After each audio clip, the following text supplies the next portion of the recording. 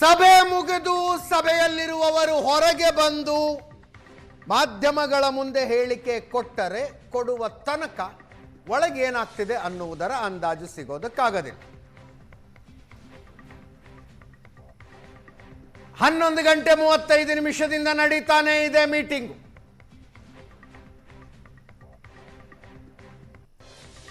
ಈ ಮಧ್ಯೆ ಗುಬ್ಬಿ ಶಾಸಕ SR ಶ್ರೀನಿವಾಸ್ ಹೇಳ್ತಾ ಇದ್ದಾರೆ, DK ಶಿವಕುಮಾರ್ ಸಿಎಂ ಆಗ್ತಾರೆ ಅಂತ ಜನ ಕಾಂಗ್ರೆಸ್ಸಿಗೆ ವೋಟ್ ಹಾಕಿದ್ದು ನಿಜ. ಅದರಲ್ಲೂ ಒಕ್ಕಲಿಗರು. ಅವರು ಮುಖ್ಯಮಂತ್ರಿ ಆಗದೆ ಹೋದ್ರೆ ಒಕ್ಕಲಿಗರಿಗೆ ನಿರಾಸೆಯಾಗುತ್ತೆ.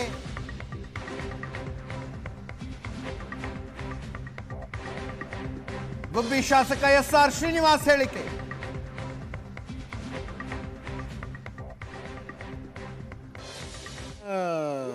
DK ಅವರು ಆಗ್ತಾರೆ ಅಂತ ವೋಟ್ ಹಾಕಿರೋದು ಕೆಲವು ಭಾಗದಲ್ಲಿ ಸತ್ಯವಾಗಿರ್ತಕ್ಕಂಥ ವಿಚಾರ. ಅದರಲ್ಲಿ ಕೆಲವು ಆಗಲಿಲ್ಲ ಅಂದಾಗ ಎಲ್ಲೋ ಒಂದು ಕಡೆ ಭ್ರಮ ನಿರಸನ ಆಗೋದು ಕೂಡ ಸತ್ಯ ಆಗಿರ್ತಕ್ಕಂಥ ವಿಚಾರ. ಅವರಲ್ಲಿ ಏನೇನು ಒಡಂಬಡಿಕೆ ಆಗಿದೆ ಅನ್ನೋದ್ರ ಬಗ್ಗೆ ನಮಗೆ ಗೊತ್ತಿಲ್ಲ. ವೋಟರ್ಸ್ ಥಿಂಕಿಂಗೇ ಬೇರೆ ಇರುತ್ತೆ, ಅಲ್ಲಿ ನಮ್ಮ ಹೈಕಮಾಂಡ್ ಥಿಂಕಿಂಗೇ ಬೇರೆ ಇರುತ್ತೆ. ಅದರಿಂದ ಅದಕ್ಕೂ ತಾಳೆ ಮಾಡಲಿಕ್ಕಾಗಲ್ಲ. ವೋಟ್ ಹಾಕಿರೋದು ಜನ ಹೌದು DK ಅವ್ರು ಆಗ್ಬೋದು ಅಂತ ಹೇಳ್ಬಿಟ್ಟು ಹಳೆ ಮೈಸೂರು ಭಾಗದಲ್ಲಿ ಹಾಕಿರ್ಬೋದು ಏನೋ ಗೊತ್ತಿಲ್ಲ, ಹಾಕಿರ್ತಾರೆ. ಎಲ್ರಿಗೂ ಈಗ ಹೆಂಗಾಗಿದೆ ಅಂತಂದ್ರೆ ಸರಿನೋ ತಪ್ಪು ಎಲ್ಲರೂ ನಾವು ಜನಾಂಗದ ಮೇಲೆ ಹೊಲ್ಟ್ಬಿಟ್ಟವ್ರೆ. ಜನಾಂಗ ನಮ್ಮರಾಗಲಿ ಅಂತ ಎಲ್ಲರೂ ಕೂಡ ಜನಾಂಗನೇ ಇಟ್ಕೊಂಡು ಹೊಲ್ಟ್ಬಿಟ್ಟವ್ರೆ. ಅದರಿಂದ ಏನಾಗುತ್ತೆ ಅನ್ನೋದು ಹೇಳಲಿಕ್ಕೆ ಬರಲ್ಲ, ನೋಡಬೇಕು. ಇವತ್ತು ನೀವು ಹೇಳಿದ ಪ್ರಕಾರ ನಾನು ಮಾತಾಡ್ತಾ ಇರ್ತಕ್ಕಂಥದ್ದು, ನನಗೆ ಅದ್ರ ಬಗ್ಗೆ ಏನು ಮಾಹಿತಿ ಇಲ್ಲ.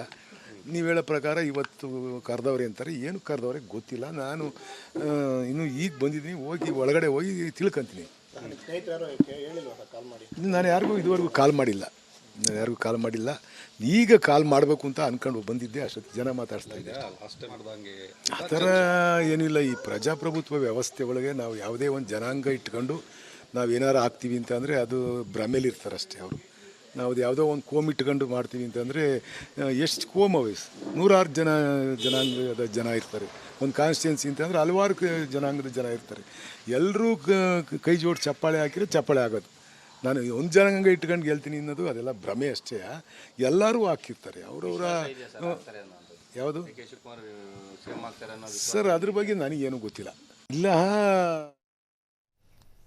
ಕೃಷಿ ಸಚಿವ ಚಲುವರಾಯಸ್ವಾಮಿ ಅವರು ನಾಯಕತ್ವ ಬದಲಾವಣೆಯ ಬಗ್ಗೆ ಸ್ಪಷ್ಟನೆ ಕೊಟ್ಟು ಕಳಿಸ್ತಾರೆ.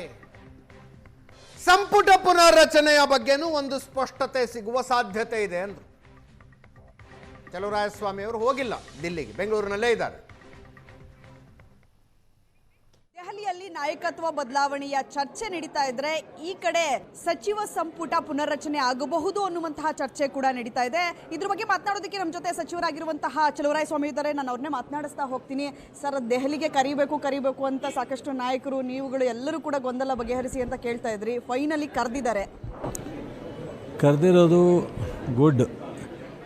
ಅದೇನೇ ಡಿಸ್ಕಷನ್ ಆಗಲಿ, ಒಂದು ಡಿಸ್ಕಷನ್ ಆಗಬೇಕಾಯಿತು ಹೈಕಮಾಂಡ್ ಮುಂದೆ ಕರ್ನಾಟಕದ ರಾಜಕೀಯ ಮತ್ತು ಇವತ್ತಿನ ಬೆಳವಣಿಗೆ ಬಗ್ಗೆ ಅನ್ನೋದು ಎಲ್ಲರೂ ಇತ್ತು.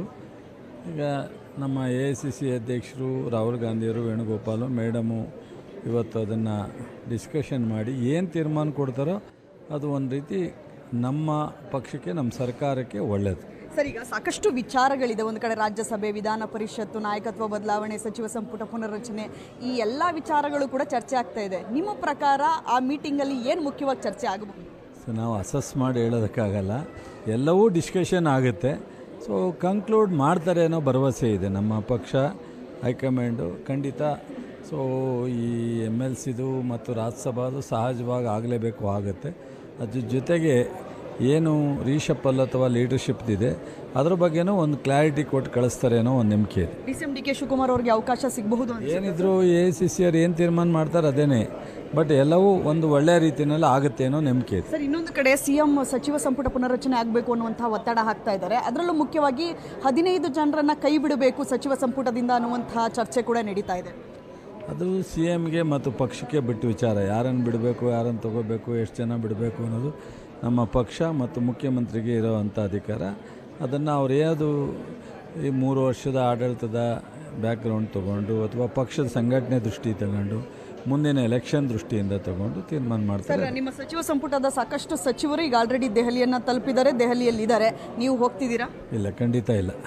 ಹೋಗಲ್ವಾ ಸರ್? ಈಗೇನೋ ಇಲ್ಲಿಂದ ಡೆಲ್ಲಿಗೆ ಡೈರೆಕ್ಟ್ ಆಗಿ ಬೇರೆ ದೇವನಹಳ್ಳಿ ಹತ್ರ ಯಾರೋ ಸ್ನೇಹಿತರದ್ದೇನೋ ಒಂದು ವಿಸಿಟ್ ಮಾಡಬೇಕು. ನಾನು ಏರ್ಪೋರ್ಟ್ಗೆ ಹೋಗ್ತಾ ಇಲ್ಲ. Okay sir, thank you. ಇವಿಷ್ಟು ಚಲುವರಾಯಸ್ವಾಮಿ ಅವರ ಮಾತುಗಳು. ಕ್ಯಾಮ್ರಾ ಪರ್ಸನ್ ಸತೀಶ್ ಜೊತೆ ವಿದ್ಯಾಶ್ರೀ ಏಷ್ಯಾನೆಟ್ ಸುವರ್ಣ ನ್ಯೂಸ್, ಬೆಂಗಳೂರು.